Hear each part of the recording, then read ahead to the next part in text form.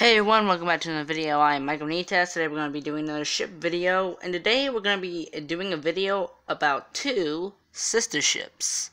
And these ships were Canadian. One fairly known, another one not very known. These two sister ships are the RMS Empress of Ireland and RMS Empress of Britain. Let's begin the story of these two sister ships. The Canadian Pacific Steamship Company was only in service for a few years.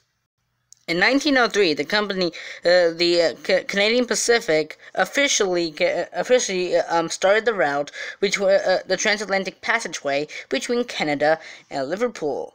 Now, since ships were coming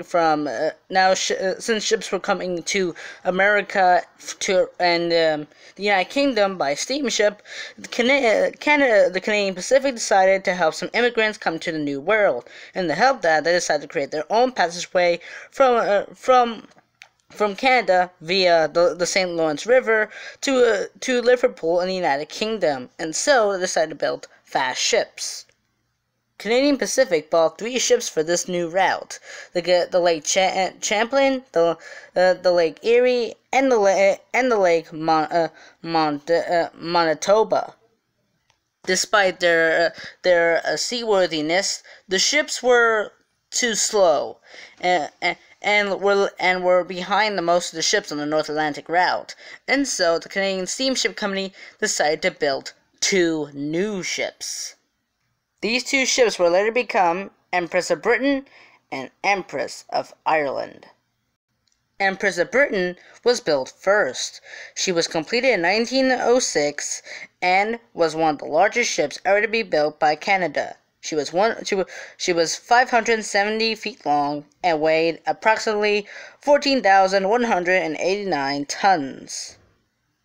Empress of Britain commenced her main voyage on May 5th, 1906. Empress of Ireland came right behind. She was the same width as her sister, at 570 feet long, but was slightly heavier, with 14,191 tons. She commenced her main voyage of June of 1906. Empress of Britain had enough room for 310 first-class passengers, 470 second-class passengers, and up to 730 steerage-class passengers. Empress of Ireland had enough room for 310 first-class passengers, 468 second-class passengers, 494 third-class passengers, and 270 passengers in steerage. Even though Empress of Ireland is more known than Empress of Britain, it is safe to say that Empress of Britain is the older sister of the Empress of Ireland.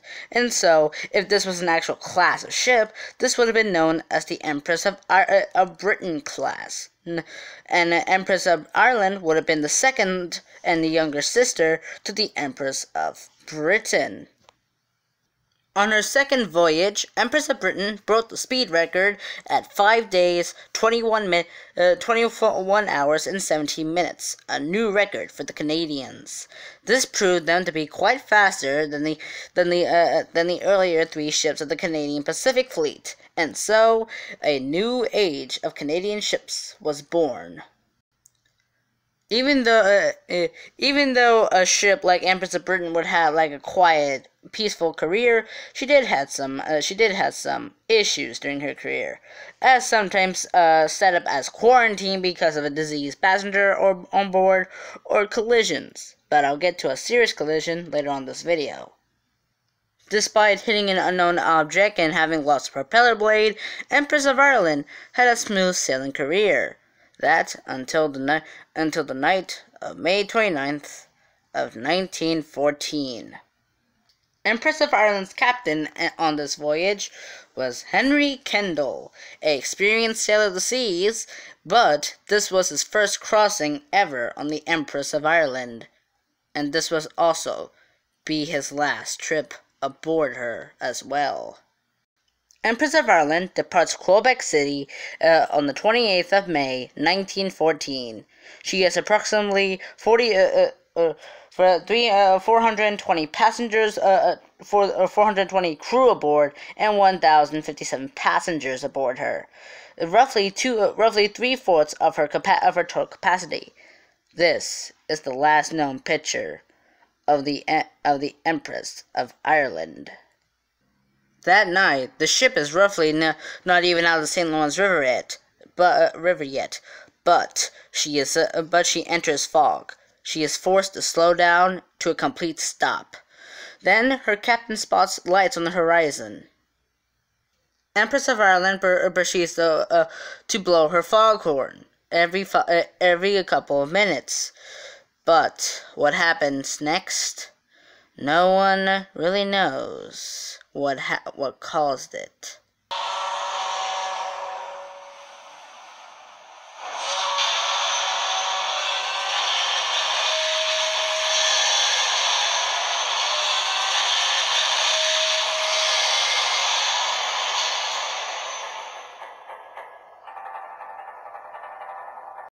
Empress of Ireland collides with the unknown ship.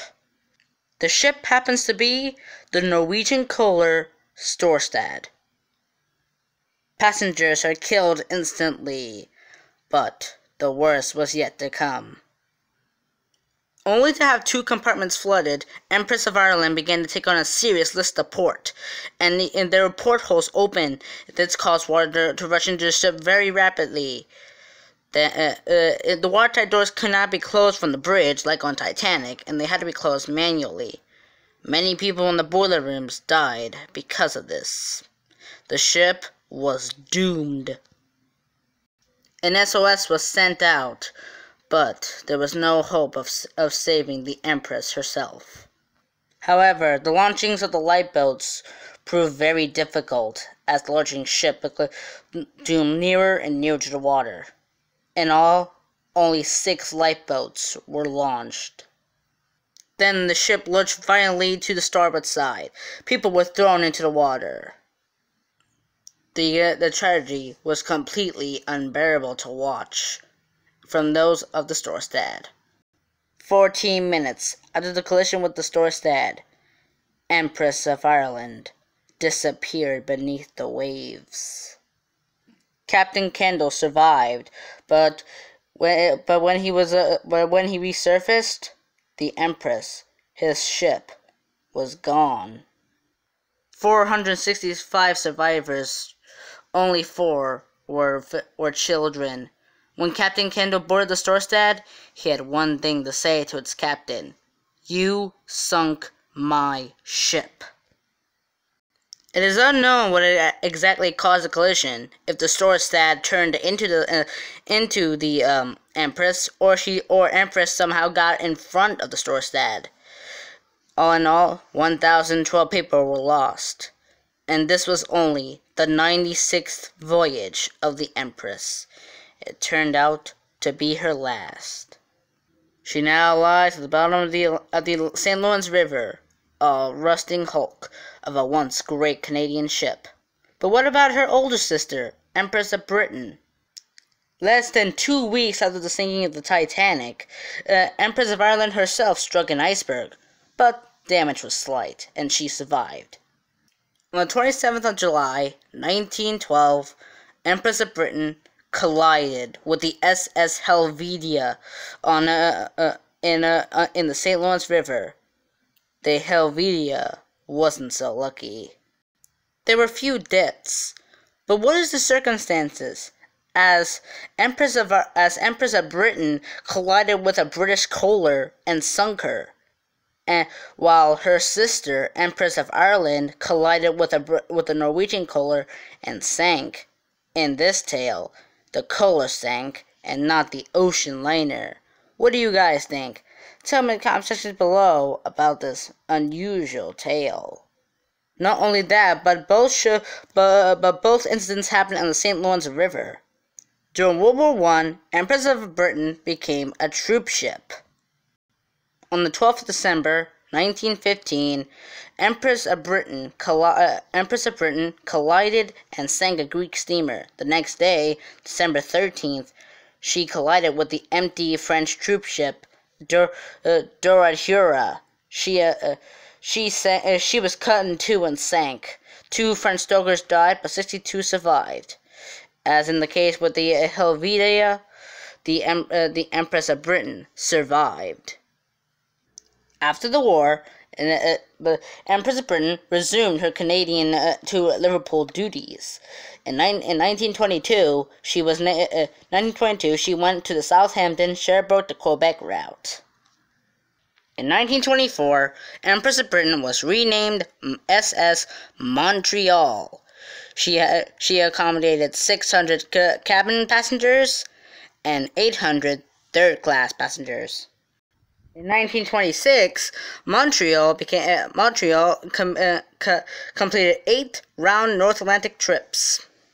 In 1927, she was relocated to the Antwerp, Southampton, Sherbrooke to Quebec route.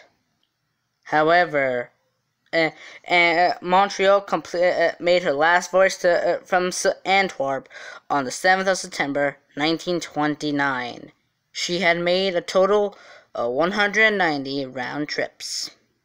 On the 17th of July, 1930, SS Montreal, aka the former Empress of Britain, was towed away to the scrapyard and scrapped.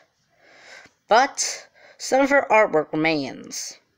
Her lounge is now known as the Montreal Ballroom at the Sola Strand Hotel. However, no one will forget their ancestors, of those who died and survived the sinking of Empress of Britain's younger sister ship, the Empress of Ireland. Empress of Ireland and Empress of Britain was one of the most beautiful ships one of the most beautiful Canadian ships in the world. But they were not big.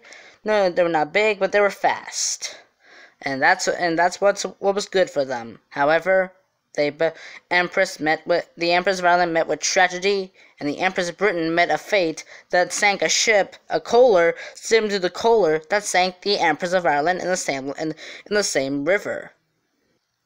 Thank you for listening to the story of the 2 Canadian sister ships, the Empress of Britain and her younger sister, and the most famous of the bunch, the Empress of Ireland.